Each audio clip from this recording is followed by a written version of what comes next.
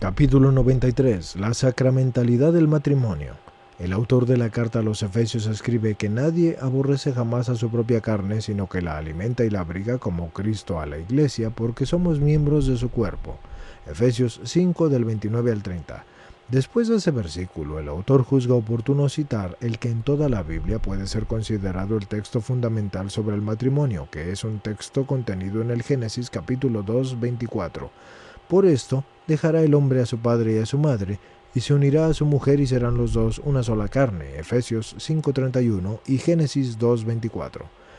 Se puede deducir del contexto inmediato de la carta a los Efesios que la cita del libro del Génesis 2:24 es aquí necesaria no tanto para recordar la unidad de los esposos que está definida desde el principio en la obra de la creación, cuanto para presentar el misterio de Cristo con la Iglesia, de donde el autor deduce la verdad sobre la unidad de los cónyuges. Este es el punto más importante de todo el texto y en cierto sentido su clave angular. El autor de la carta a los Efesios encierra en estas palabras todo lo que ha dicho anteriormente al trazar la analogía y presentar la semejanza entre la unidad de los esposos y la unidad de Cristo con la Iglesia. Al citar las palabras del libro del Génesis 2:24, el autor pone de relieve que las bases de esta analogía se buscan en la línea que dentro del plan salvífico de Dios une el matrimonio como la más antigua revelación y manifestación de ese plan en el mundo creado con la revelación y manifestación definitiva. Y esto es la revelación de que Cristo amó y ama a la Iglesia y se entregó por ella, Efesios 5:25, dando a su amor redentor un carácter y un sentido nupcial.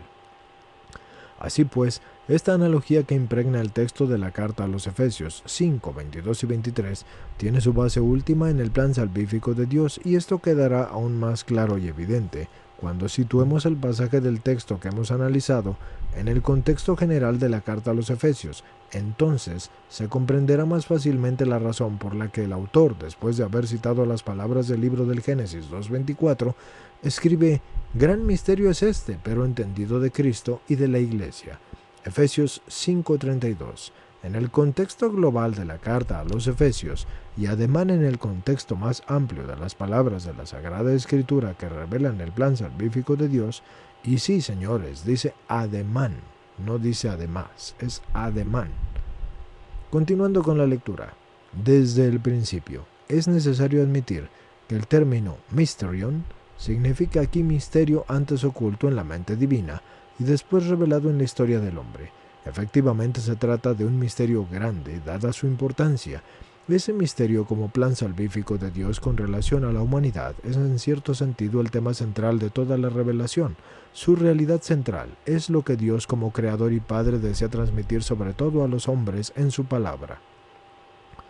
Se trataba de transmitir no solo la buena noticia sobre la salvación, sino de comenzar al mismo tiempo la obra de la salvación como fruto de la gracia que santifica al hombre para la vida eterna en la unión con Dios. Precisamente, en el camino de esta revelación y realización, San Pablo pone de relieve la continuidad entre la más antigua alianza que Dios estableció al constituir el matrimonio ya en la obra de la creación y la alianza definitiva en la que Cristo, después de haber amado a la Iglesia y haberse entregado por ella, se une del mismo modo nupcial. Esto es, como corresponde a la imagen de los esposos, y esta continuidad de la iniciativa salvífica de Dios constituye la base esencial de la gran analogía contenida en la carta de los Efesios. La continuidad de la iniciativa salvífica de Dios significa la continuidad e incluso la identidad del misterio, del gran misterio en las diversas fases de su revelación, por lo tanto en cierto sentido de su manifestación y a la vez de su realización en la fase más antigua desde el punto de vista de la historia del hombre y de la salvación y en la fase de la plenitud de los tiempos, y esto está en Gálatas 4:4. ¿Se puede entender ese gran misterio como un sacramento? ¿Acaso el autor de la carta a los Efesios habla en el texto que hemos citado del sacramento del matrimonio? Si no habla de él directamente y en el sentido estricto en este punto, hay que estar entonces de acuerdo con la opinión bastante difundida de los escrituristas y teólogos. Sin embargo, parece que en este texto habla de las bases de la sacramentalidad de toda la vida cristiana y en particular de las bases de la sacramentalidad del matrimonio.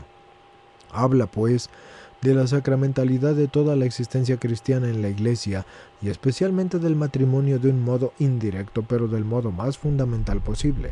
Sacramento no es un sinónimo de misterio. Efectivamente, el misterio permanece oculto, escondido en Dios mismo, de manera que incluso después de su proclamación, o sea, de haber sido revelado, no cesa de llamarse misterio, y se predica también como si fuese un misterio.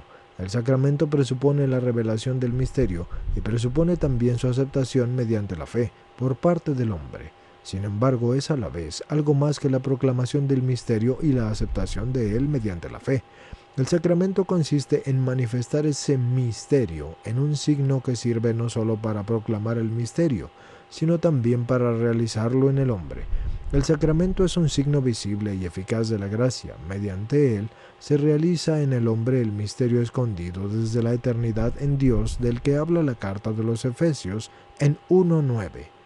Al comienzo, misterio de la llamada a la santidad por parte de Dios del hombre en Cristo y misterio de su predestinación a convertirse en un hijo adoptivo, se realiza de un modo misterioso bajo el velo de un signo.